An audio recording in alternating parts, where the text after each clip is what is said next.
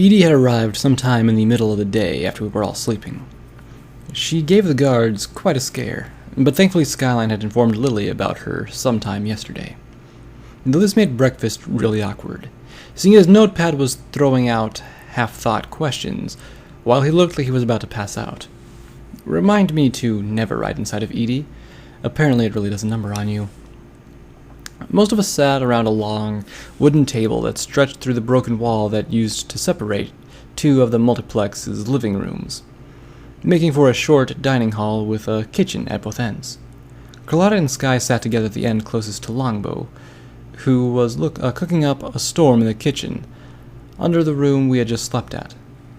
Notepad had taken a seat across from me, though my gurgling stomach was distracting me from most of what he was saying. "So, you just jumped off a burning roof without thinking?" He had his head propped up with his hoof. His heavy eyelids fought a losing war against the exhaustion he was in. He let out a yawn, causing him to lean to the side and flop out of his chair. I scooted my chair back a bit and leaned my head under the table, watching his notepad didn't get back up, instead giving out a soft snort before snoring. "Well then, more for us." Carlotta smiled and pulled Skyline close. The succulent smell of fried hay and oatmeal wafted through the air as Longbow cooked up what was about to be the most amazing breakfast I'd ever wanted. She turned to give me a smile, not even watching as her magic tossed in a few pieces of gecko steak into a pan. I almost felt bad for using the exotic meat, seeing as it was impossible to get fresh steak from the Las Pegasus area. But Lily insisted we used everything that we wanted in the pantry. Longbow's smile dropped slightly as she stared behind me. The odd thumping of heavy hooves making their way down the stairwell caught my ear as I turned to look at them. Casserole was helping Fruitcup along, propping him up as he got used to walking on only 3 legs. He gave us all a weak smile before wincing as he came to a stop. "Hey guys, what's for breakfast?" he asked nervously, looking around and turning himself to hide his stumped leg. I pushed my chair out and got to my hooves, taking a step back and gesturing for him to take it. "No, I couldn't." "Fine, but can I ask you a quick question?" I knew it was awkward, but my curiosity had gotten the better of me. "Why did he take it off? Why not just use Hydra on your leg?" "He only had the one." He looked at me for a moment, giving me a weak but sincere smile. "He figured that my injury was a survival one, and that if some pony came in like you did, who really needed it, then they should get it." He looked to the floor in shame. It's fine. It was my own mistake going out in the open like that." "No, it wasn't. We all fought our best out there, no exceptions." Casserole patted Fruitcup on the back and pulled him close. "Trust me. When we get back to HQ, all those scraps are going to want a piece of the brave stallion such as yourself. I don't think—" He started nervously, kicking in, as he pulled away from Casserole a bit. "You can get them, and you will. Fruit, we've been friends for a while now. So listen when I tell you to shut up and get laid already." Longbow chimed up from behind me, already one step ahead of me as he snapped to attention. "Now, sit your flank down and get ready for the best damn meal you've ever had. Courtesy of Brass Tack's cooking lessons." She turned back around and stirred the oatmeal with a spoon while opening a half-rusted can of green beans. I didn't expect it to compare, but at the very least I'm sure he'd be happy with it nonetheless. Maple shouted proudly as he entered through the open door, Lily coming in close behind him. She looked like she hadn't slept since we last spoke, but somehow still managed to pull off the look of a respectable business mare. "And Fruit, I want you out of that armor and getting some R&R before we leave." Doppler radioed ahead, and old Doc Mercy has got a prosthetic all ready for you. We'll have you up and again in no time. That, and I took the liberty of finding the part you asked for. Lily reached a hoof back into her saddlebags, drawing out an odd glass sphere attached to a pair of silver cylinders. She hoofed a switch on the back of it, and the object was immediately filled with a prism of energy in the center, purple bolts flashing against the glass walls momentarily, before she flicked the switch again and the light show died. One working hydrospark magnetosphere regulator, Mark II, as promised. Thank you, sir. Fruitcup's mood has improved immensely over the last minute with the news. The gears in my head spun for a moment, as that last observation made me realize that I hadn't actually heard the news as of late. And thank you, ma'am. I appreciate what you've done for us. Though, where did you happen to find a working one? We've scoured Manhattan and Philly for one, but could never find one that hadn't burned out. I froze for a moment, the gears in my head kicking into high speed as I worked through it. Twilight's audio log had mentioned a regulator that burnt out. But I'm sure it's not the same kind. There has to be plenty of different types of regulators about. You know, I got lucky and found that one 3 months ago, sitting out west at a power substation next to Winey. The gears in my head came to a crunching halt as Lily's words echoed in my head. Damn thing has to be made of extra durable than the normal model, and the only other working one I know of is powering Friendship City's old tidal generators. You've got to be shitting me. Fuck!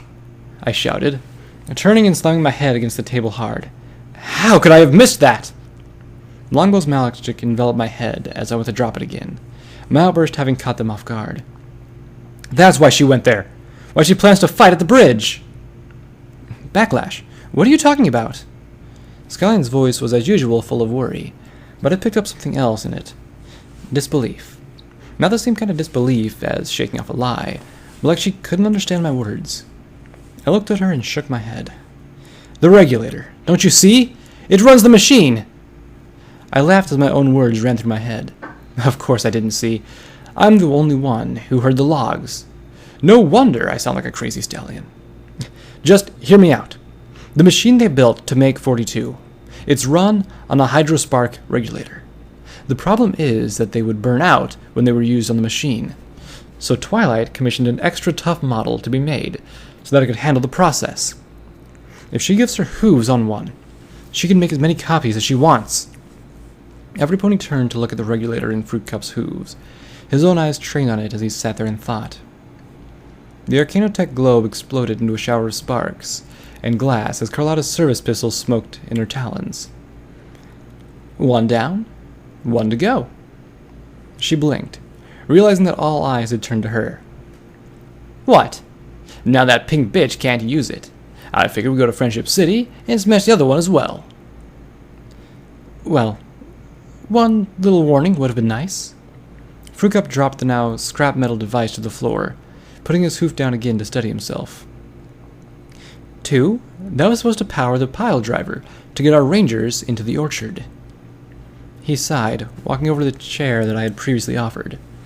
The gears in my head were working again, the near constant use of them today making me feel like I was back in the game again.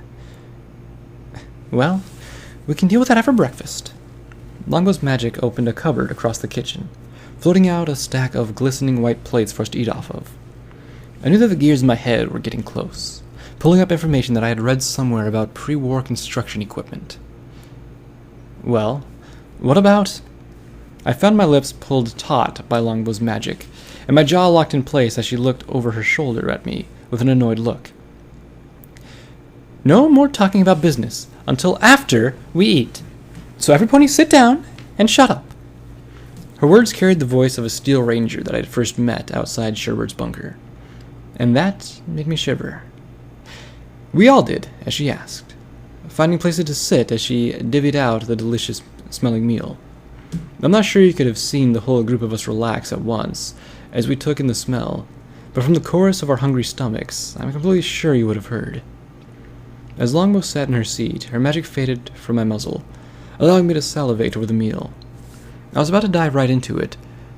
My muzzle was only inches away from some of the steamy green beans when the unthinkable happened. The gears in my head found what I needed, and without even so much as waiting to see if my brain would allow it, forced the words to my muzzle. Alcohol engine! I sat upright in my chair, gasping as I forced both my forehooves against my muzzle. Longbow sighed and planted her face firmly into her food, sitting there as the others waited in silence, only a moment before digging in. Longbow looked up from her plate. Half of her oatmeal had stuck to her forehead, and she had a green bean in her nose, as her eyes told me that she had just wanted this one moment of peace. I gave her my best "I'm sorry" smile, and looked down at my food. As I leaned forward slowly to start eating, I felt a pressure in the back of my head push me forward, seeing my face smash into the plate of warm food. I sat up without another word, and licked the piece of fried hay from the side of my mouth, savoring the flavor of the oatmeal on my face as it dripped down and back onto the plate. Yeah, I deserved that. I smiled and laughed, finally getting down to eating the best damn meal I've tasted in a long time. After we finished with breakfast, I had spent time working on the Marauder, trying to pry the rebar spears from it. The bright lights that beamed away the night did little to keep me from feeling like I was still being watched from the sky, but I really doubt that I'd ever lose that feeling after last night. I was happy to find that she had taken little in the way of permanent damage during the fight, only having cosmetically shredded most of the body. But unfortunately for me, one of the spears took out the driver's side rear tire. It would have been a simple fix had my spare not ended up sitting chained to a statue outside of reference point. For now, I've got some Wonder Glue, assorted rubber scraps, and the prayer that it won't shred while we're going 80 down the road to suffice. You know, I thought you were crazy. Carlotta spoke up from right behind me, making me jump into my head on the sharp ribs of the roof. I felt as a line of blood ran down my head, dripping into the ripped and torn bench seat. Sorry, didn't mean to sneak up on you. Just Griffin instincts for hunting. My blood spent a little plume of each drop that hit the leather seats, telling me I should get out of the car before they do any more damage to it. Or me. It's fine. I wasn't exactly listening either. I got a lot on my mind. For some reason I had thought it would be a good idea to climb out the window, then open the door. Unsurprisingly, I misjudged my hoofing, slipped and fell to the ground with a thwomp and a groan. You were saying? I rubbed my sore head, wincing as all I ended up doing was grinding the dirt on my hoof into the new cut. You're obsessed with that thing. She gestured to the Marauder as I got up. It's actually turned out to be quite useful. Even though I don't think so, you turned out to be right. Mir's perked as her voice faltered, a note of Skyline's worry coming through for a moment. I couldn't help but smile at that. Here was this tough-as-nails Talon Merc, who, despite her best efforts, has started to give in to her softer side. I caught her to look at my smile, only making a serious look on her face deepen. Backlash, you're my employer, and even though you have my Talon contract, I'm done. I blinked in confusion. Done? What, like you quit? I pressed my hoof for my bleeding wound, trying to think what Sky was going to say. If Carlotta quit, she'd have to go back to where she came from. Did you at least tell Skyline? She's the reason I'm done. We're too close, and I can't let her get in the way of my obligations to the contract. I'm sorry. Her eyes were drawn to Edie as she came stomping around the perimeter of Futura, giving a light smirk of approval. Besides, even with my help, you've got your bodyguard, and you still nearly got killed. No, I need to focus on what's important. Then you're freed from your contract. There wasn't much more I could say. I guess she had a point, and that if she thought she was no longer able to protect me to the best of her abilities, then it makes sense that she would want to seek a different contract. So, I guess this is goodbye then? Goodbye? The hell, Backlash, I'm not fucking leaving. She looked like I'd offended her, puffing up her chest as she pointed to behind her. Sky's the only one I've cared about since I left Van Hoover, and I'll be damned if I'm going to leave her anytime soon. Now I'm just straight up confused. Then why cancel the contract? I tried to think, but all I got in return was a headache. My guess was that the gears in my head were still a bit worn out from all their earlier use, because right now they aren't helping me figure out anything. Carlotta took a step forward, as anger flushed over her face. Because of that shit you pulled last night. You may have been right about the car being useful, but what you did is something I can't stand behind. She stepped up and prodded at my chest. Yeah, I agree that offering up my sister's reward was something that I shouldn't have done. Regardless, that I had no intention of letting him touch her. But we were out of options. I'm not going to sit there and take orders from you when you do that shit. She means too much for me to let that fucking happen. So, I quit. She snorted as she leaned in. Her piercing gaze locked onto mine. Look, I get it. It shouldn't have happened. No pony else knows this like I do, because this has all been my fault. I prodded her with my bloody hoof, not even thinking about it until I saw her wince. But if that's how I feel, then you need to take her and go. That comment made her blood boil. I don't fucking care if you're under contract from me or not. I'm telling you right now that you need to take her away from me. You know I care about her as well, and that she's suffered enough. You're a fucking idiot. You know that? Carlotta reached back and swung hard, connecting with my muzzle and sending me sprawling to the dirt. You say that, but you know she'll never leave you. She'd rather suffer and die for you. Hell, I still would.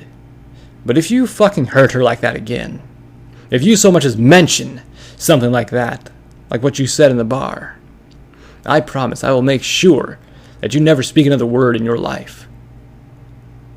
The front door of the house of tomorrow flopped forward, comically, on its hinges, Skyline looking slightly shocked as it slammed into the dirt.